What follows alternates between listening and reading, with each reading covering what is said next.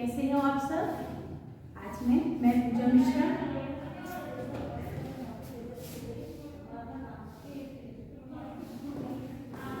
नमो बच्चों, मैं पूजा मिश्रा आपकी संस्कृत शिक्षिका और आज आपको पुनरावृत्ति कक्षा में संप्रदान कारक, अपादान कारक तथा संबंध कारक के बारे में पुनरावृत्ति कराऊंगी। कक्षा में पढ़ाया जा चुका है आप लोगों को ये अच्छी तरह से समझ में आ भी गया है, लेकिन आज हम तीनों पाठ का एक साथ पुनरावृत्ति करेंगे। ठीक है, तो आप लोगों को मैंने क्लास में कक्षा में पहले भी बताया है। संप्रदान कारक किसे कहते हैं?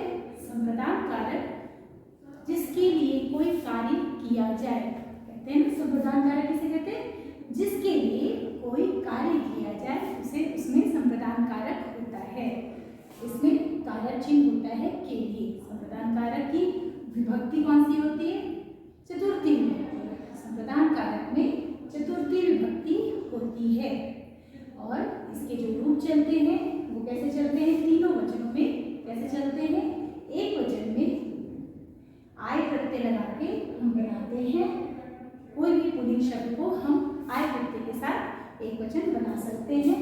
जैसे बालक शब्द में अगर आय प्रत्यय हमने लगा दिया तो बन गया बालिकाए। क्या हो गया? बालक के लिए। वैसे ही द्विवचन में हम आभ्याम प्रत्यय लगाते हैं और बालक शब्द में अगर हमने आभ्याम प्रत्यय लगा दिया तो बन गया बालिकाभ्याम। और बहुवचन में एभ्यः प्रत्यय लगाते हैं। तो एभ्यः प्रत्यय का अर्थ होता है बालक शब्द में अगर एभ्यः प्रत्यय लगा दिया तो शब्द बन गया बालिकेभ्यः। अब इसके अर्थ को देखें तो बालिकाएं मतलब एक बालक के लिए, बालिकाभ्याम मतलब दो बालकों के लिए और बालिकेभ्यः यानी कि अनेक बालकों के लिए।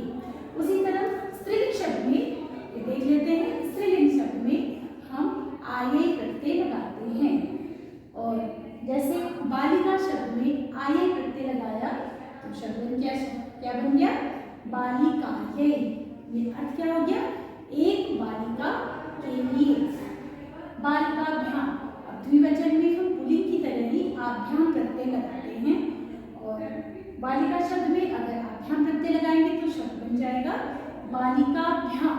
और बहुवचन में हम एभ्यः प्रत्यय लगाते हैं, आभ्यः प्रत्यय लगाते हैं। तो बालिका शब्द के साथ आभ्यः प्रत्यय लगाएंगे तो शब्द क्या बन जाएगा? बालिकाभ्यः। अब इसके अर्थ को देख लें। एक वचन में बालिकाएं मतलब बालक, एक बालिका के लिए। बालिकाभ्याम यानी कि दो बालिकाओं के लिए और बहुवचन में बालिकाभ्यः यानी कि अनेक बालकों के लिए। ठीक है, अब ये आ जाते हैं पंचमी विभक्ति में। अपादान कारक में पंचमी विभक्ति होती है। अपादान कारक किसे कहते हैं? मैंने कक्षा में भी बताया है।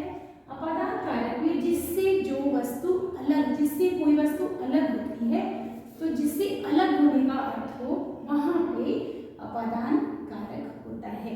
ठीक है, जिससे जो वस्तु अलग हो, जिससे कोई वस्तु अलग होती है उसमें अपादान कारक होता है। जैसे वृक्ष से पत्ते गिरते हैं, पत्ते किससे अलग हो रहे हैं? वृक्ष से। तो यहाँ वृक्ष शब्द में अपादान कारक की विभक्ति होगी। ठीक है, तो अपादान कारक में पंचमी विभक्ति होती है और अपादान कारक के प्रत्यय की बात करें तो पुल्लिंग शब्द में हम आद प्रत्यय लगाते हैं एक वचन में, द्विवचन में आभ्याम प्रत्यय लगाते हैं और बहुवचन में एभ्यः प्रत्यय लगाते हैं। तो अपादान कारक में अगर हम अर्थ इसके शब्दों को देख लें तो बालक शब्द में अगर आद प्रत्यय लगाएंगे तो एक वचन में बन जाएगा बालिकार, यानी कि एक बालक से अलग होने के अर्थ में यहाँ से कारक चिन्ह का प्रयोग होता है। एक बालक से। द्विवचन में बालिकाभ्याम, हमने आभ्याम प्रत्यय लगा दिया, शब्द बन गया बालिकाभ्याम, दो बालकों से अलग होने के अर्थ में। और बहुवचन में बालिकेभ्यः यानी कि अनेक बालकों से अलग होने के अर्थ में। उसी तरह स्त्रीलिंग शब्द में देख लें तो इसमें स्त्रीलिंग शब्दों में आया प्रत्यय लगाते हैं एक वचन में, आभ्याम द्विवचन में और आभ्यः बहुवचन में हम ये प्रत्यय लगाते हैं। अब शब्दों को देखें। लताया, लता शब्द से अगर उसमें आया प्रत्यय लगाएंगे तो शब्द बन जाएगा लताया, यानी कि एक लता से, अलग होने के अर्थ में। लताभ्याम वचन में दो लताओं से अलग होने के अर्थ में। और आभ्य प्रत्यय अगर बहुवचन में लगा दिया तो हो गया लताभ्य, अनेक लताओं से। ये इसका अपदान कारक आपको मैंने क्लियर कर दिया एक बार फिर से। अब आ जाते हैं संबंधम। संबंधम में षष्ठी विभक्ति होती है। संबंधम किसे कहते हैं? एक वाक्य में एक संज्ञा या सर्वनाम शब्द का दूसरे संज्ञा या सर्वनाम शब्द के साथ जो संबंध बताया जाता है, जैसा कि शब्द से ही ये स्पष्ट होता है, तो जो संबंध बताया जाता है उसे हम कहते हैं संबंधम। और ये संबंध किस कारक चिन्ह से हम बताते हैं? का, के, की, रा, रे, री। का, के, की और रा, रे, री इसका कारक चिन्ह होता है। संबंधम की विभक्ति होती है षष्ठी विभक्ति। अब हम देख लेते हैं षष्ठी विभक्ति में कैसे प्रत्यय लगाए जाते हैं। षष्ठी विभक्ति में अस्य एक वचन में प्रत्यय लगाते हैं, अयो द्विवचन में प्रत्यय लगाते हैं और आनाम बहुवचन में हम प्रत्यय लगाते हैं। उसी तरह ये ध्यान देने की बात, एक योग्य बात है कि जब भी शब्द में र या श आता है तो बहुवचन के शब्दों में ये न की जगह पे अड़ वर्ड हो जाता है।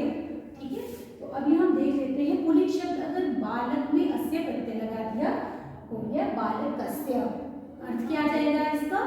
बालक का, बालक के या बालक की, जो भी उसमें सुटेबल लगे, जैसे वाक्य में सुटेबल। बालकयो मतलब दो बालकों का, दो बालकों के या दो बालकों की। बालकानां यानी कि अनेक बालकों के, अनेक बालकों की या अनेक बालकों का। अब आ जाते हैं स्त्रीलिंग शब्द। स्त्रीलिंग शब्द षष्ठी विभक्ति में हम पंचमी विभक्ति की तरह ही आया प्रत्यय लगाते हैं। एक वचन में, द्विवचन में अयोग प्रत्यय लगाते हैं और बहुवचन में आनाम प्रत्यय लगाते हैं।